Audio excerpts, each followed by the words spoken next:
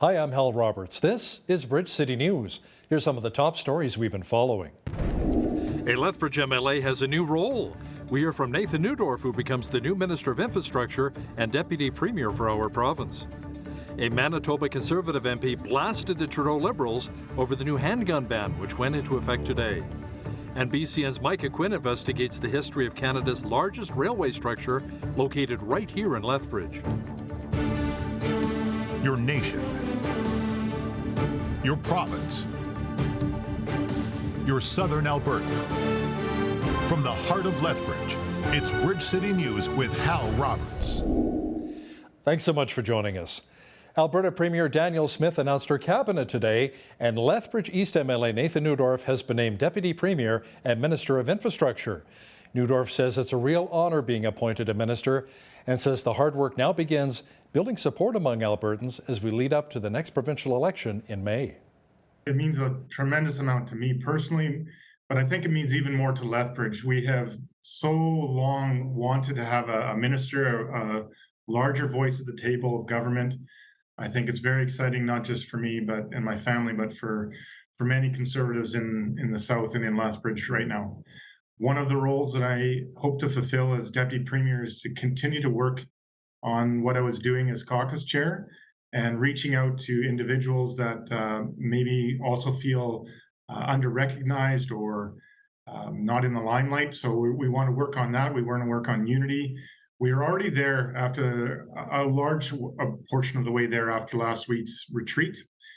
We still have more work to do, but with cabinet around the new premier, we can really begin the work of building back stronger and more fully for the next election. Now, other notable appointments in Premier Smith's cabinet include Casey Medew as Deputy Premier for the North and Minister of Skilled Trades and Professions, Travis Taves as Finance Minister once again, Brian Jean becomes Minister of Jobs, Economy and Northern Development, Adriana LaGrange as Education Minister, Tyler Shandro, Justice Minister, and Jason Copping remains as Health Minister.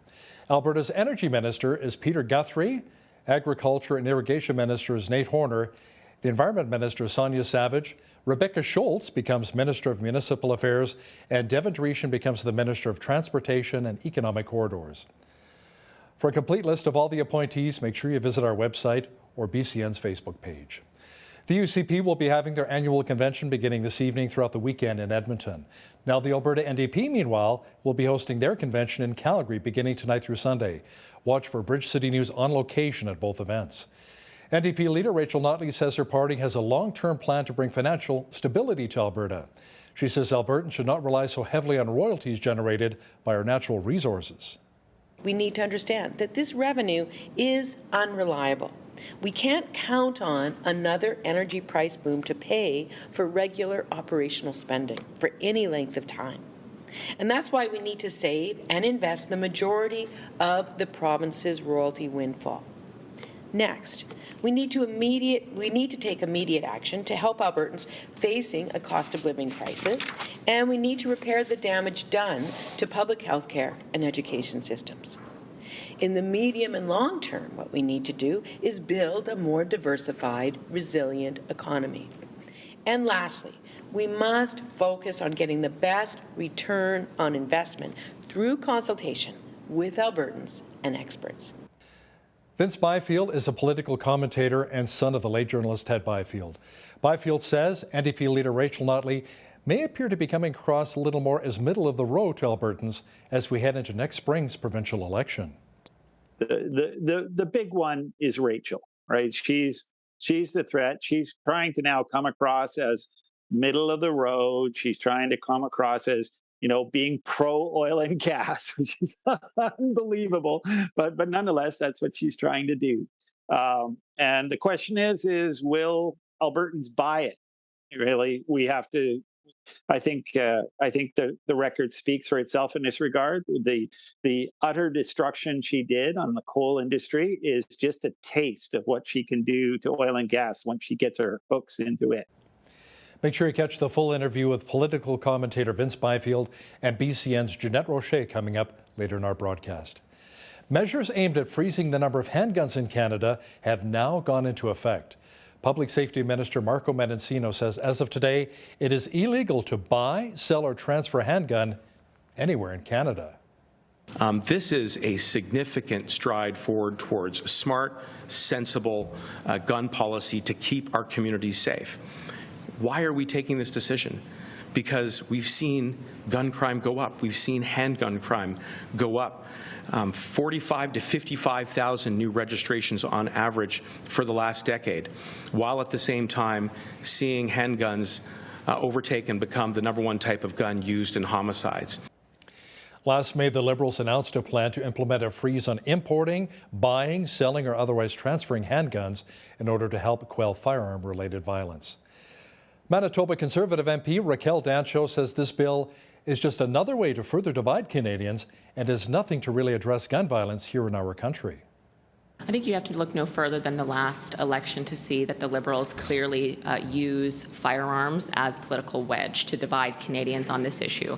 Now, Conservatives are very concerned about the rise of gun violence in Canada. We also believe in very strict gun laws in Canada. What we won't be doing is dividing Canadians and politicizing firearms. We've been clear all along that we believe the billions and billions of dollars of resources they are spending on their gun control policies, which will fail to address gun violence, we would be spending those billions of dollars on bolstering our border security to stop gun smuggling. We would be providing more resources to police to fight gang violence and criminal elements in our urban cities.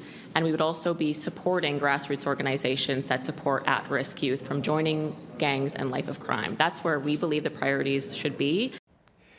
A senior Ontario provincial police officer says he had serious safety and logistical concerns about several Ottawa police strategies used throughout the Freedom Convoy protest last February. Superintendent Craig Abrams told the public inquiry that his officer saw dysfunction in the ranks of the Ottawa Police Service early on during the protest. In one instance, Abrams says he refused to have OPP officers help to remove trucks over concerns of safety and the lack of planning. At that meeting, he says Ottawa Police Chief at the time, Peter Slowly, repeatedly raised his voice and became heated. Eva Chupiuk is a lawyer with the Justice Centre for Constitutional Freedoms, and she's in Ottawa right now for the public inquiry into the Emergencies Act. Chupiuk agreed with the OPP's assessment of what transpired last February during the Freedom Convoy. We've heard a lot about the dysfunction between the OPP and the OPS, that's the Ottawa Police Services. We heard repeatedly and reconfirmed by each of the OPP witnesses that the OPP kept requesting further and better information from the OPS, specifically in terms of planning, what it is that officers were needed for. There was request continuously for more and more and more resources, more officers. But the question kept coming back to the Ottawa Police Services. What are they needed for? What are they doing? We need specifics. We're not just going to send officers out there without any information. More than 65 witnesses are being called to testify before the hearing, which will run for the next 5 weeks in Ottawa. Federal Conservative leader Pierre Poilievre says the Trudeau Liberals are being contradictory when it comes to the costly ArriveCan app that was used heavily by travelers during the COVID-19 pandemic. He made the comments during question period in the House of Commons earlier today. With the ArriveCan $54 million scandal, we see the government saying things that contradict the facts. They released a document to the House of Commons saying that Think On Inc. had received a $1.2 million contract for experimentation of mobile QR scanning. Yet the CEO said yesterday he never got any money. In fact, they don't even work in the field. So if his company didn't get the money, who did? Yes, obviously the government ensures that contracts are handed to the highest standards.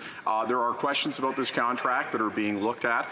Certainly we want to make sure there are answers, but I will say, Madam Speaker, that what we did when the country was in a situation of crisis, when the opposition was calling for the border to be closed, is ensure that we brought forward an app that allowed the movement of people safely during that crisis, and that is something that worked and was extremely effective, Madam Speaker. Hear, hear. Meanwhile, across the pond, the resignation of British Prime Minister Liz Truss has triggered strong reactions on the streets of London. Truss, who only held office for 45 days, says she will remain in office until her successor is chosen. I mean, I just feel like the country's lost, and it's terrible, terrible feeling, isn't it? Yeah, and we don't know where we're going now, what's going to happen, and, there's people in this country worrying about how to pay their fuel bills and buy food, and we haven't even got a Prime Minister now. No. So. Well, I think we should have had a say on who would be the next Conservative MP, or make it open it up to whether it's Conservative in the first place. But they've all done something that I think is quite wrong. Well, this is an almighty mess, and it's people, the length and breadth of the UK, who are paying the price of this. You know, I think Liz Truss's early resignation as Prime Minister was probably inevitable the moment she walked into Downing Street. Stability is very important, and we would like to see the UK system within its capacity to be in a position to have a successor selected as quickly as possible, and that stability will be brought to the situation. Well, it's starting to look like a soggy start to the weekend here in southwestern Alberta. Angela Stewart is out on location with an early peek at the forecast. Angela, not only rain, but we could potentially see some snow? Yeah, that is correct, Hal. There is snow in the forecast. We can expect to see probably about 5 millimeters tonight. Tomorrow, also expect rain turning into snow, ending near noon with a high of +2. And that snow will also be sticking around on Sunday. I'll have many more details in your full forecast coming up later in the show. Thanks so much, Angela. There's an active wildfire burning in Peter Lougheed Provincial Park near Kent Ridge in Kananaskis country here in Alberta. Officials say crews are working to assess, contain, and respond to the situation. They say the area should be avoided. Now that includes the High Rockies Trail between Peninsula Deus area and Black Prince Deus area, the Kent Ridge route, and the South Lawson Peak route. Fire officials say at this point there is no threat to Highway 742. One of the biggest attractions in Lethbridge is the high-level bridge. It is also known as the Lethbridge Viaduct. It stands 314 feet tall and stretches 1.6 kilometers. It is also the largest railway structure, not just in Alberta, but also in Canada, and was constructed by the Canadian Pacific Railway. Video journalist Micah Quinn chatted with local historian Belinda Croson to talk about the history of the bridge and the amazing stories that have come out of it over its 100 years of existence. And if you have never seen it, when you drive down the hill and you see this bridge, you realize both the power and the beauty of it. Belinda Croson is the president of the Lethbridge Historical Society and the knowledge keeper of all things history in our city. She says by 1906, there was a concrete plan to build the high-level bridge, and it took about 2 years to finish the construction of it. What took a long time was actually building the machine that built the bridge. So they built what's called the Traveller. It took a month to build, and it cost $100,000 in those days just to build the machine. The machine had 17 kilometers of cable on it, and that's what lowered all the steel into place, and then they riveted it together. By 1909, the last steel trusses were put into place on the bridge, and that's when one of the most famous photos was taken. 2 of the workers jumped off the end and were the first to cross over the bridge. And there's a famous Raft and Canning photograph of the 2 men in the air as they're landing at the other end. The 2 men were fired for that. You might also be wondering why the high-level bridge is painted black. Croson says there's a specific reason as to why this color was chosen. And the black is designed to melt snow. So imagine a really heavy, wet snowstorm. If it had landed on the bridge and you have the weight of the bridge and then a train crosses the weight of the train, that could add stress to it. If you come out here after a snowstorm, you rarely see snow on the bridge, and because of the black paint, and then with all the angles of the bridge, the snow falls off very quickly. Croson says there were also 3 deaths during the construction of the bridge. The old drift coal mines are under the coulees here. So they had some sinking they had to deal with. They also had people living down here. When they were putting the concrete in, they were digging a lot of that by hand, but they were leaving these large holes, and some of it hit old coal mines. A young boy, being a young boy, went down to play. He was overcome by gas that was released from the old mines. They managed to get him out safely, but 2 of the rescuers died in the attempt. 1 other man working on the bridge fell off and died. It was dangerous, hard work that they were doing to construct this. The total cost to create the high-level bridge came in at just over $1.3 million in the early 1900s, and you can still see trains cross the bridge to this day. For Bridge City News, I'm Micah Quinn. On October 5th, a number of Afghan refugees arrived in our city following the Taliban takeover in Afghanistan. Lethbridge Family Services assisted in their arrival by providing some much-needed help to get everyone settled. Ahmed Fahim Ahmadi says Canada feels like paradise to him after being here for just over 2 weeks now. I can say I felt on 5th October when I just came at Calgary Airport, I just felt I'm in paradise because I just experienced very bad things, especially during last year when the Taliban took over. So it felt, I just came to paradise. Nazifa Haidari, a former journalist in Afghanistan, says she feels really safe as well being here in Alberta. از وقتی که در 5 اکتبر وقتی وارد کانادا شدم وقتی اینجا رسیدم Since I came here 5th of October, the first time I put my foot down here, احساس امنیت کردم. I feel safe. I feel in peace. هیچ وقتی تا کانادا نامده بودم من واقعا احساس امنیت نمیکردم. چون همیشه تهدید میشدم. چرا کار کردم. Before I came here, I never had peace, and I never lived in peace. I was always threatened. My life was always in danger because I used to be a journalist. Lethbridge Family Services says the community support the refugees have received so far has been great. So glad to hear that. The 2022 World Cup is set to kick off November 20th in Qatar. The best soccer teams from around the world will go head-to-head to compete for the top prize of World Cup champions. Canada's qualified for the big event for the first time since 1986. Now, here in southwestern Alberta, the top women's and men's collegiate teams from across the province are set to face off at Comet Stadium in Raymond for the 2022 ACAC Soccer Championships. Lethbridge Kodiak's head coach, Sean Carey, says the players have previous experience and are getting hot at the right time. Some of the players that are in our league are, they've gone, some of them have played youth sports, some of them have played semi-professional. We have the odd one that does go pro into the CPL league. So you're looking at some of the best athletes that are on show here in Canada in this league. And like I said, a lot of the teams seem to be peaking at the right time. And, touch wood, everybody can stay away from injuries so that we can have the best players showcasing their skills at the championship. Now, the first games get underway October 28th with a quarterfinal and semifinal action during the first 2 days. The last day will culminate with gold and bronze medal games set for October the 30th. World Compassion is a ministry that began in Medicine Hat, Alberta around 50 years ago by Terry Law. His son, Jason Law, has continued to help grow the ministry around the world. Jason says he's witnessed a lot of miracles over the years, including drug smugglers who've smuggled Bibles into volatile regions who have specifically asked for God's word. We had one of the smugglers reach out to our guy that coordinates with them on the ground in a neighboring country and asked permission if he could take a few Bibles for him and his family, which I thought was interesting. It's like these guys, all they do is illegal stuff. And so stealing a few Bibles off the top of thousands would, probably go unnoticed. And he bothered to ask the question if it would be okay. Jason Law with World Compassion will also discuss how China is clamping down on the gospel online. He'll have details coming up in the second half of our broadcast. Well, we had a little bit of moisture here today in southwestern Alberta, and it appears as though the rain and maybe some snow may be sticking around this weekend. A full look at the weather picture is on deck.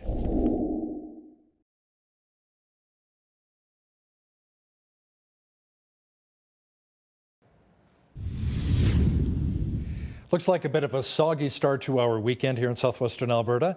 Angela Stewart is out in the field at Henderson Lake here in Lethbridge and has all of the soggy details for us. Angela, we may even see some potential snow this weekend? Yeah, Hal, those soggy conditions have begun. We can expect to see periods of rain tonight, that turning into light snow. Expect probably about 5 millimeters with a low of +2. As we look to the weekend, Saturday, that snow sticking around. Rain is expected, but that will change to light snow near noon. We should also see about 5 millimeters with a high of +2. Sunday, periods of rain and snow throughout the day and a high of +4. Climbing up to 9 degrees on Monday, sunny skies expected. Tuesday, 10 for the high and sunny. Wednesday, dipping slightly to 6 degrees for the high and a mix of sun and cloud.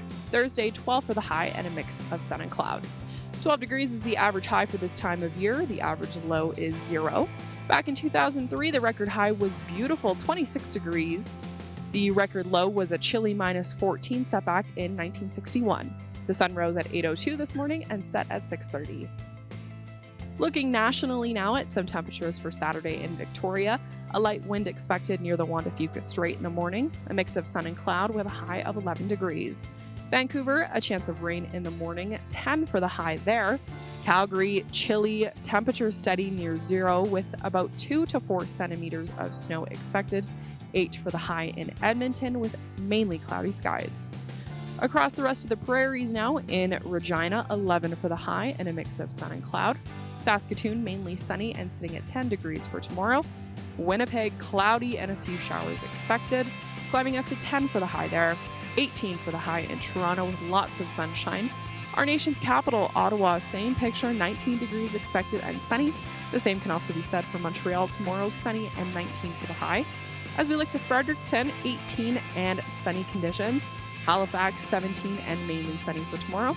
17 for the high in Charlottetown, looking at sunny skies. And St. John's, 15 degrees and mainly sunny. And that's a look at the forecast from Henderson Lake.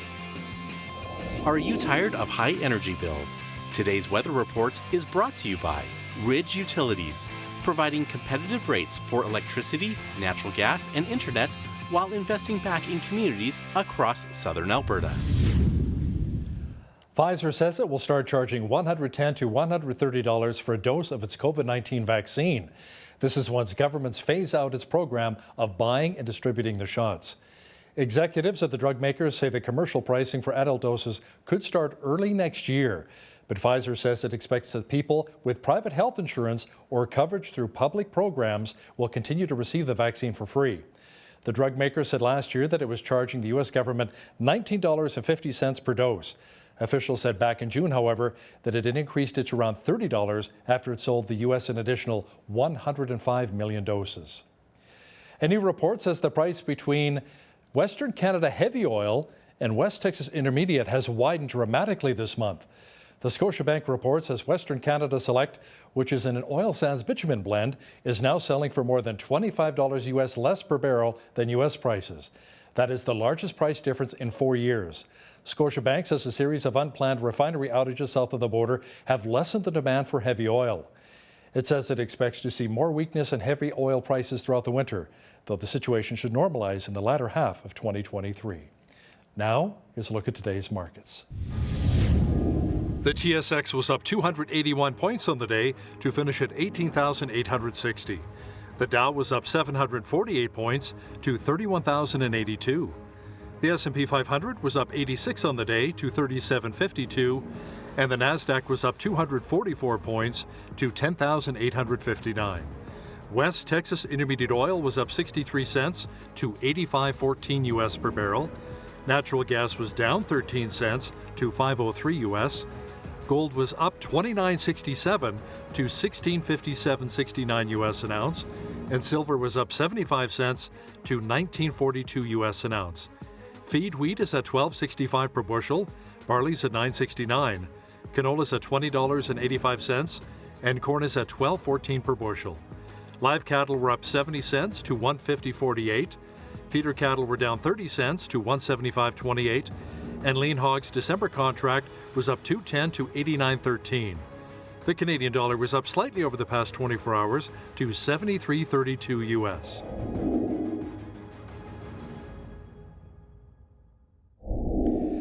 Recapping one of our top stories, Lethbridge East MLA Nathan Neudorf was appointed Alberta's new Deputy Premier and Minister of Infrastructure.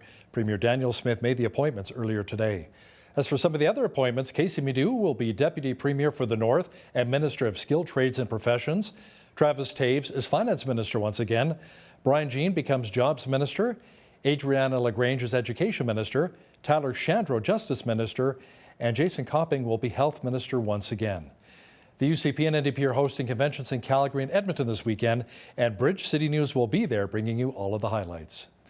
The Alberta provincial election is coming up next May. Now, coming up next, we chat with political analyst Vince Byfield about the current state of Alberta politics and the balance of power between the UCP and NDP here in our province. Listen, if you see news happening in your community, be sure to drop us an email at info@bridgecitynews.ca. We'd love to hear from you. Here's today's Bridge City News community calendar. Men in the southern Alberta area are invited to a 2-day conference called Shine 22, Be the Light, taking place in Lethbridge at University Drive Alliance Church, October 28th and 29th. BCN's Hal Roberts will MC the conference, and special guest speaker Pastor Leonard Anderson will share powerful messages that will challenge and encourage you. Admission is $20, $10 for those 18 and under. For more information, information, call 403-381-7171 or visit Southern Alberta Men's Ministry Facebook page. The Lethbridge Senior Citizens Organization is looking for volunteers to take part in their Drive Happiness program. This program is to help seniors in our community who are facing extreme loneliness due to lack of accessible transportation. Volunteers drive clients to their medical appointments, pick up groceries, and take them to important life activities. If you're interested in this opportunity and for more information, visit lethseniors.com/volunteer drivers. And that's today's Bridge City News Community Calendar.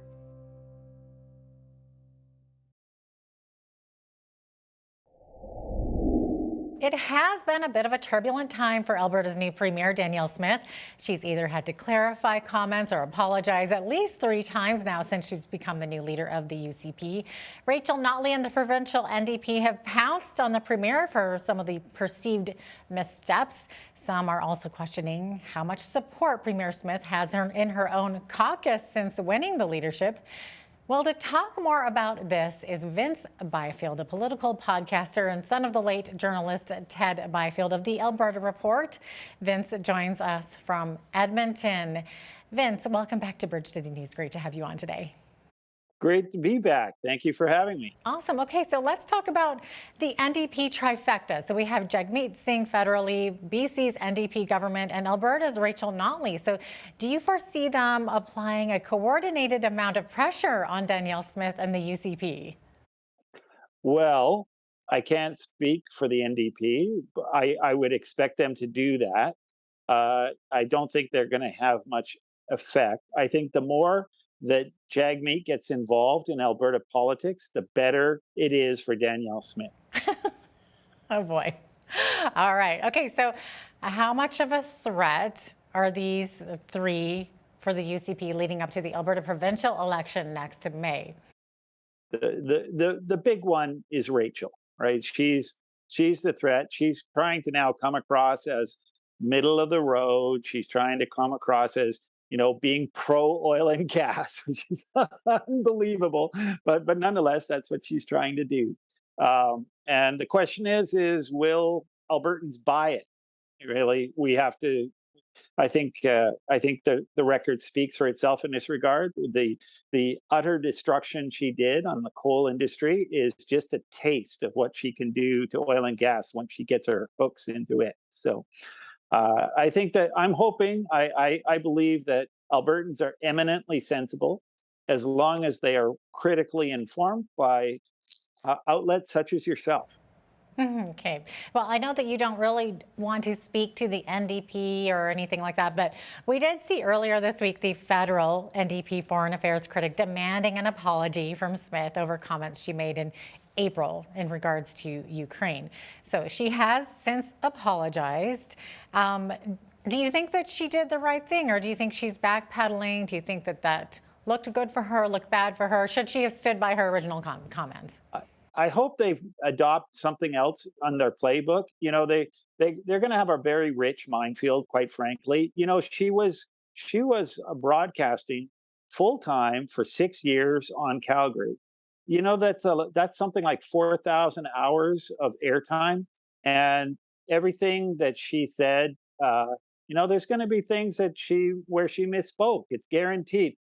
Where does this end?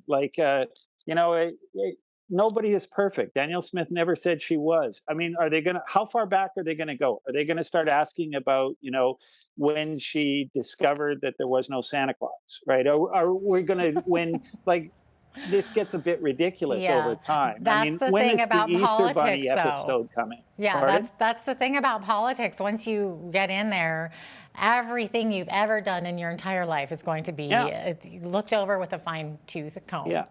It gets a bit tiresome. But if that's all the NDP are going to do, then I think she's in good shape.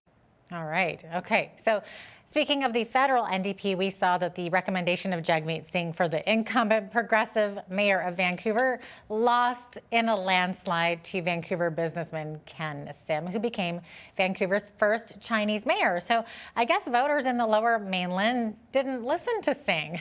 No, surprise. I think Vancouver is doing the best thing for Vancouver. It's really a breath of fresh air. I remember when Gordon Campbell was mayor of Vancouver, and he was one of the best things that ever happened to that city. And so I'm so pleased, and it's really nice to see a Chinese mayor. I wish we saw more. The Chinese community. I'm very biased. I married a Chinese woman, and so I think they are just a fantastic community, a huge boon for Canada. So they are. I would love to see more Chinese involved in politics, quite frankly. All right, then. Okay, so let's circle back now to Alberta politics. So, what does the UCP need to be doing after Smith potentially wins her seat in Brooks Medicine Hat next month? Well, I think we now have a marriage, right?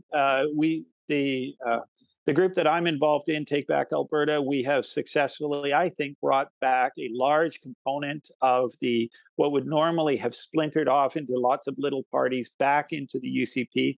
Ideally, we can keep that marriage together. That's the big challenge, all right. Already, we're seeing people like Pastor Arthur Pawlowski moving forward with an independence movement, and they're going to challenge, obviously, in Medicine Hat. So it's a bit of a test to see what happens, how much of a dent they're going to have in this by-election. I think it'll be a very there will be signals. I'm actually more concerned about the splintering of the vote than I am about the NDP. And so we'll see what happens. I don't think it's a big threat, frankly, because I very much admire Pastor Pawlowski, because I totally think that he did the right thing, standing up for freedom of religion, freedom of worship, and I salute him for what he did. That said, I don't think you can walk right out of the pulpit and right into political leadership. Or right out of jail in this case. Yeah, that's right. So I think that they've got a lot to learn. Politics is a blood sport, but we'll see. We'll see how it plays out. I think it's going to make the by-election, frankly, interesting. So I'm looking forward to it. So interesting. Yeah, you are definitely not wrong there. Okay, so Vince, you're running for a director position in the UCP. Can you tell our viewers what this means and why it's important? The UCP, like every provincial party in Alberta, has a board of directors, and when the UCP and the original Wildrose Party became one, they adopted mostly the rules and the bylaws of the Wildrose Party, and so that made it a very powerful board. It has more power than is normally accorded to a board, but it has not been exercising that power. And case in point was when we had the SGM back in the springtime. Premier Kenney, just out of the blue, just days before the vote was about to take place, switched it from a in-person vote at Red Deer to a mail-in vote, and violated a whole bunch of the rules of the party. And the board did nothing. Like they just did so the board is very much supposed to be designed as a counterbalance to the power of the premier. So our group has said that we need to really beef up the conviction of the board and to bring on much more experienced individuals to that board, so that board can function as it is supposed to function, as a source of basically a source of sober second thought for the premier, so that if the premier is making moves that are viewed as rash by the people that brought him or her into power, that board will be able to voice that in a manner that will hopefully be heard, right? So that's what we're trying to do. For the first time in the history of the UCP, there are actual elections going on for that board. Up until now, it's almost always been almost entirely acclaimed. So it will be exciting. There's 28 candidates running for 9 positions. Wow. 5 of those positions are regional positions, meaning one from Alberta North, Alberta Central, Alberta South, one from Edmonton, one Calgary. those positions are elected for a term of 2 years. So every year, one of those is up. And I'm running for the position, the regional directorship in Edmonton. Now, on top of that, there's another 6 vice presidential positions. 4 of those are up for election this time round: VP Finance, VP Policy, VP Communications, VP Membership. And so we have candidates, TBA endorsed candidates for all of those positions, a total of 11 TBA supported candidates running out of the 28. So it's going to be a fun election. It's going to be a much more fun AGM than is normal, and I've been enjoying the whole process. So. Wow. Okay. Well, you mentioned 2 things there that I want to ask sort of follow-up questions to. Yeah. One being, okay, so you mentioned the board, which makes me think about the Alberta Health Services Board and Danielle Smith wanting to kind of get rid of that. What's your opinion on that? Do you think that that's a wise move, or like, are you like, oh yay, Danielle, for making that move there? The dismissal of Dina Hinshaw, and right now moving in a consultancy. It should be pointed out, this is not very well known, but I don't think I'm leaking stuff but she has been reaching out to Raj Sherman. Now, I'm not sure if you know Raj. Raj Sherman he wanted to run in the leadership race. He would be sort of classified as a quote unquote a red Tory, but the man is eminently qualified in terms of his background with health. He was an emergency doctor for years. He trained emergency doctors. I just was talking to him earlier this morning. The guy is full of really, really smart ideas when it comes to what to do with Alberta Health. And he is on record as saying the move to consolidate all the boards into one monster board would be a terrible, terrible call. And he's been proven absolutely right. So the guy is full of energy. So I do believe, don't be surprised if you start hearing the name Raj Sherman popping up in conversation. So interesting. You heard it here first, Bridge City News. Yeah. And then secondly, Vince, you mentioned Jason Kenney. Has Kenney returned your text? I know last time we were speaking, you were talking about that personal relationship you had with him, and there's the politician, Jason Kenney, and the friend. And I appreciate you concerned about that relationship. and so the short answer is no, he hasn't returned my text. And I guess I'm not going to be getting a return call any day soon, but I will always hold out hope that he will let the past be the past. I really believe that he has a lot to offer.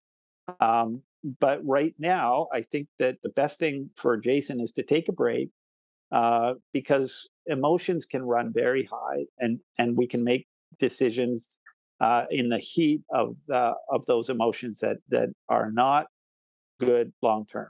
So I'm hoping that he steps back, enjoys life. He worked really hard, and he's done so much good for this province. I know that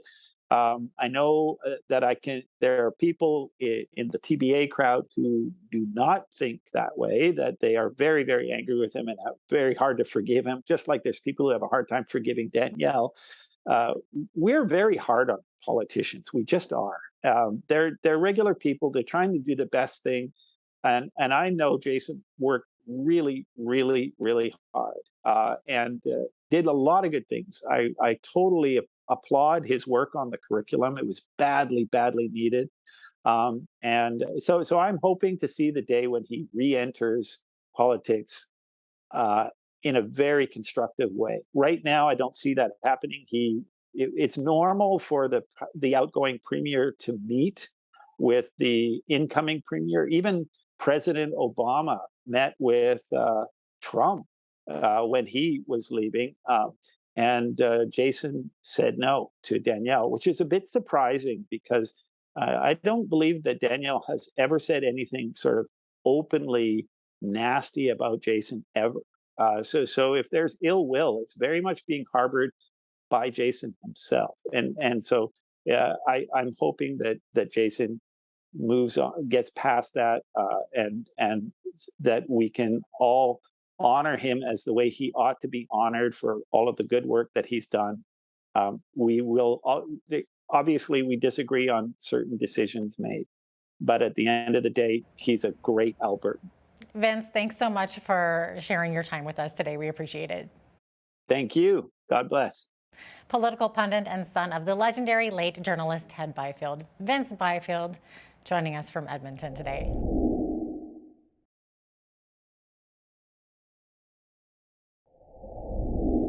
You know, the spiritual side of life is bigger for some than others. Well, with Bridge City News airing on the Miracle Channel, we often hear from viewers about their spiritual needs, growth, and even questions. Over 50 years ago, a man from Medicine Hat, Alberta, by the name of Terry Law, saw that there was a real spiritual appetite in countries where Christianity was not well known or not even allowed by the governments of those nations. All these years later, World Compassion, the organization Terry Law founded and set up in Medicine Hat, is still going strong today. World Compassion is helping to inform and educate people across the globe who desire to know more about the teachings of Jesus Christ. Joining me now to talk about it from Oklahoma is Jason Law from World Compassion. Jason, welcome back to Bridge City News. Thanks, Al. Appreciate you having us back. Always a pleasure. Great to speak with you. You as well. Jason, maybe for our viewers just joining us for the first time, don't know much about your organization, what is World Compassion really all about? And for 53 years, like you said, we've been focused on reaching nations that are restricted or hostile to the gospel message, really putting an emphasis on empowering the local church there to help them go forward faster in the vision and the things that God's put on their heart to reach their nation. And so it looks different in a lot of the different countries that we work in, whether it's in China or Myanmar, might look different from what we do in Iraq or Iran or places like Afghanistan. So over the years, it has kind of morphed and molded and shaped into just helping the local church meet their needs in those restricted nations. You know, we're receiving mixed reports, especially when it comes to China, that there's a revival in parts of China, but then in other parts, they're shutting down and clamping down on Christianity, shutting down the churches. What are you hearing?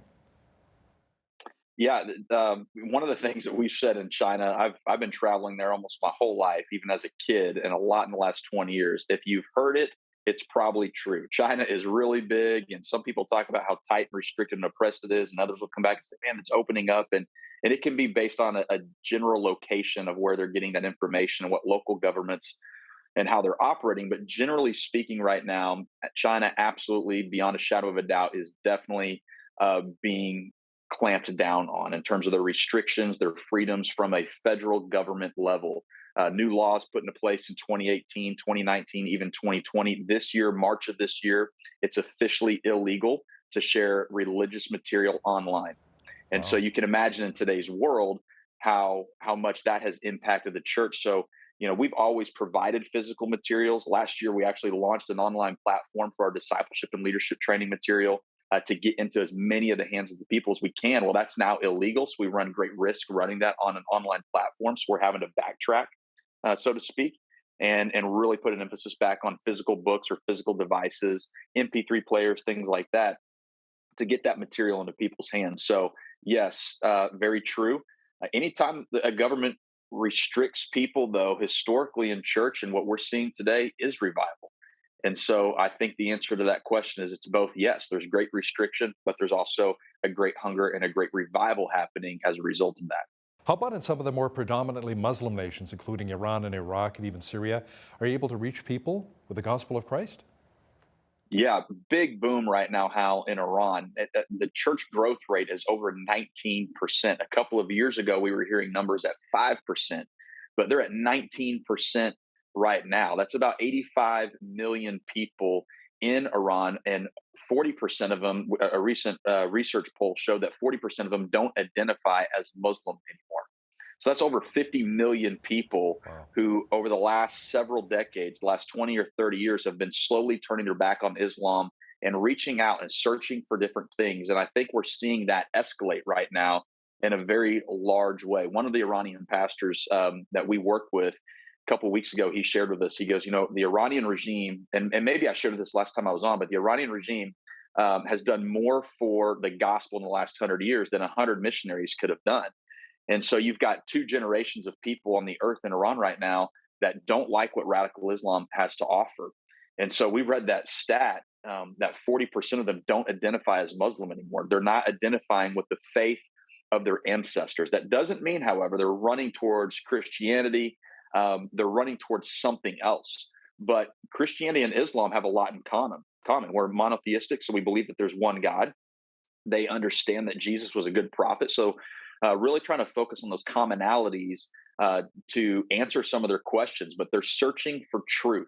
And so we're really trying to help mobilize the church there in Iran. We set a goal of reaching 100,000 people with the gospel message this year through our Bible distribution program. And it's really more about empowering an evangelistic movement. Thousands of people in house churches all throughout Iran carrying these Bibles that we're smuggling in and hand delivering it to people who have either reached out through social media or phone calls, through Christian television programming, asking questions about Jesus or asking for a Bible. We're able to literally mobilize people to meet with them one-on-one, putting that Bible in their hand and answering questions about Jesus, getting to know them, further sharing the gospel message. And so in that way, really helping to empower an army of evangelists there, inviting them to be a part of their house churches when they feel it's safe. And so just an incredible thing is unfolding in Iran right now. You know, it's really interesting how we're sending out people and then tracts, you know, teaching people about the gospel of Jesus Christ in Muslim nations, Buddhist cultures, Buddhist countries as well. But how about some of the African nations sending missionaries to Canada and the United States preaching of the gospel of Jesus Christ? Because they say there's not as much of a Christianity as there used to be here in North America. Yes, same here in America. Just down the road from you guys, a long way down the road. I've got a friend, just a testimony of that. He's from the UK. And although, you know, we consider them, you know, and they're an ally and they're friendly and they're very similar to our culture, he's coming over here to plant a church. And I think we're seeing that. And I think it's healthy in a lot of ways that, you know, for us, it's like, hey, we're not the only ones that carry this great commission. In a lot of ways, we're moving into, if not already, a post-Christian society. And so there's people around the world that are seeing what's happening in Canada or in the United States, North America in general. And they're saying, hey, you guys, you know, don't forget your roots. Don't forget your heritage. Don't forget this gospel message you reached us with. And I think God's pulling on their hearts and sending them back in a way saying, hey, don't forget, remember. And I think it's healthy. So Jason, how are you able to reach people in countries where it's very volatile and they're very anti-Christian? So you know that the governments are not able to work with you as much as you would like, perhaps.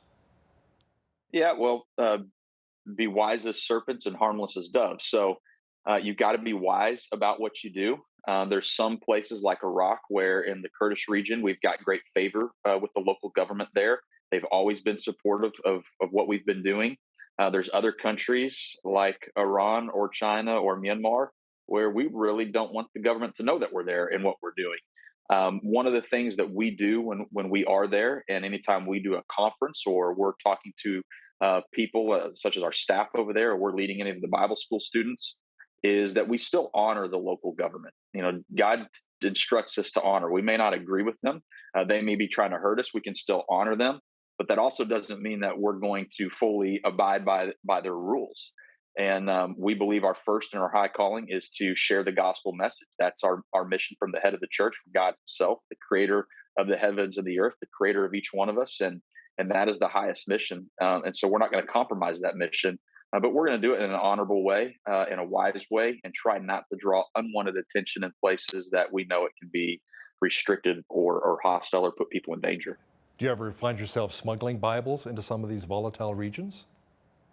Oh, myself, we use people to do that now. When I was a kid, my dad took us to China, and we actually put smuggling belts around our waist. I remember I was so scared. I was 10 years old, and if anybody watched the program that remembers who my dad was, is his personality.